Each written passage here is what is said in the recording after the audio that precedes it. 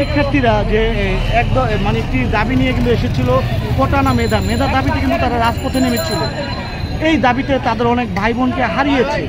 তো আমরা দেখতে পাচ্ছি এখানে তারা কিন্তু সেই ভাই বোনদের ছবি আলপনা করছে। তো আপনি একজন অভিভাবক হিসেবে আপনি কিভাবে দেখছেন? আমি তো এইটা আমি প্রাউড ফিল করি অভিভাবক হিসাবে। ওরা যদি না থাকতো আমরা স্বাধীন বাংলাদেশ এগেন পেতাম না। তো ওরা অনেক কষ্ট করতে ওদেরকে স্বাগতম জানাই। তো আপনি একজন অভিভাবক হিসেবে স্বাগত জানাচ্ছেন, আর এবং তার পাশাপাশি যে কি হাতে কি একটু বের করে দেখানো যাবে? তো প্রিয় দর্শক, আপনারা দেখতে পাচ্ছেন চিপস এবং বিস্কিট এবং এবং অনেক কিছুই, কি জুস, অনেক কিছুই নিয়ে এসেছে একজন অভিভাবক। তিনি এই যে সাধারণ শিক্ষার্থীদের জন্য এই খাবারগুলো এনেছেন। আমরা একটু শুনবো। আচ্ছা আপু, আপনার বাসা কোথায় বা আপনি থাকেন কোথায়? বাসা হচ্ছে এই সামনেই। আমি আসছি ইউএস থেকে। ইউএস থেকে আসছেন?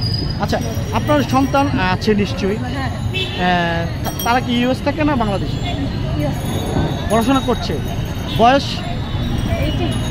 18।